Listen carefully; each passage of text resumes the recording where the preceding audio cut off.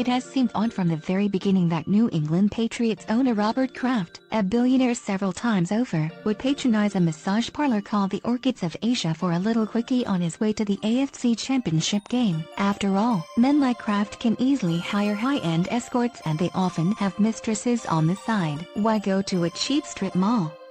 But Kraft wasn't the only vastly wealthy John who got caught in the sting that has put him in the headlines. Private equity mogul John Schultz and former Citigroup president John Havens were also arrested. There is obviously more to this sordid story of Chinese sex trafficking to come out in the days to come. With the recent re-evaluation of the extremely disturbing Jeffrey Epstein case from the previous decade, it seems that an illegal sex trade has been thriving in the ultra-rich enclaves of South Florida. A woman named Cindy Yang founded the day spa, where all these wealthy powerful men went to release their stress. Although Yang no longer owns the specific business where Kraft was videotaped receiving oral sex, it was known for offering the same services in her time. Her family still operates several similar enterprises that are also under suspicion for sex trafficking and prostitution. And wouldn't you know it, Yang is a big-time Republican who now owns a company that sells access to another wealthy and powerful man with a big presence in South Florida, the President of the United States. The Miami Herald first reported that Yang had attended a Super Bowl gathering at Mar-a-Lago and produced a selfie of Yang and President Trump posing together at the party. The Herald also published pictures of other events showing Yang and Trump's adult sons, along with a trio of Florida Republicans,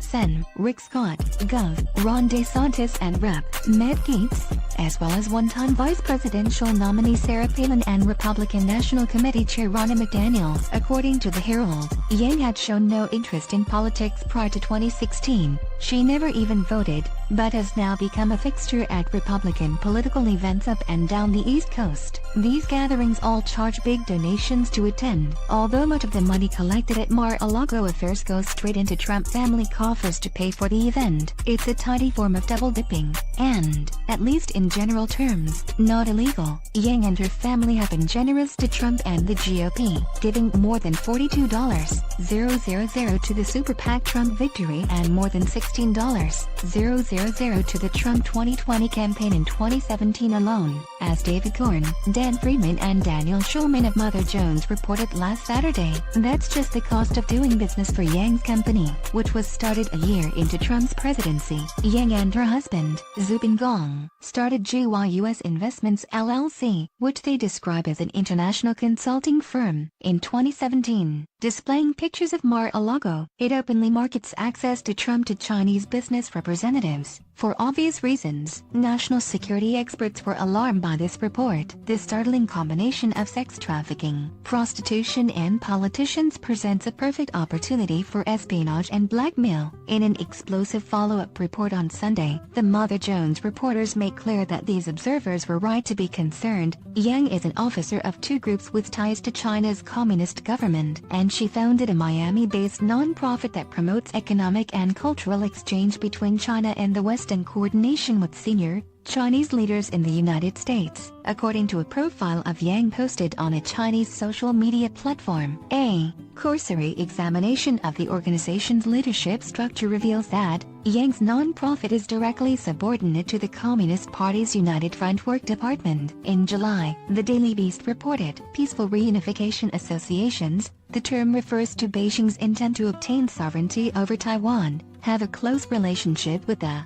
Communist Party's United Front Work Department, in some cases functioning almost as an extension of its overseas Chinese affairs office. If you were following politics in the 1990s, you might be getting a little feeling of déjà vu. Chinese fundraising scandals were a staple of political investigations during the Bill Clinton years. Perhaps you remember the names Johnny Chung, Earlin Charlie Tree, Don Huang, James Riotti and Marie Shaw. These were all major Democratic Party and Clinton donors who were investigated for campaign finance law violations and, in a couple of cases, connections to Chinese intelligence and other Chinese government officials. The Justice Department first started investigating all this in 1996, right after that year's presidential campaign. Congress soon took it up and the matter escalated into a major scandal that continued for years. Republicans repeatedly demanded an independent counsel but were rebuffed by Attorney General Janet Reno, who insisted the Department of Justice was capable of handling this investigation. It did.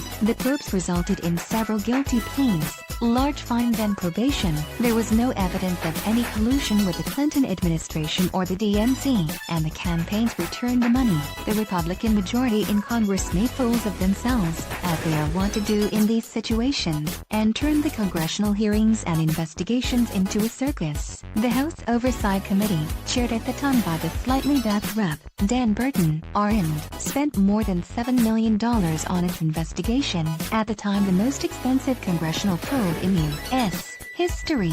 Congressional expert Norm Ornstein said at the time, barring some dramatic change, I think the Burton investigation is going to be remembered as a case study in how not to do a congressional investigation and as a prime example of investigation as farce. The Clinton campaign finance scandals were messy and damaging, but there was no sex trafficking or prostitution involved, and those foreign donors weren't putting cash into the president's personal bank account, as Yang and company are doing with big parties at a private club owned by the president. This is blackmail just waiting to happen, if it hasn't happened already. Presidents divest themselves of their businesses not just to avoid the appearance of conflict of interest, but to avoid the possibility of compromise. This president seems to have a peculiar fetish for putting himself in as many compromising positions as possible.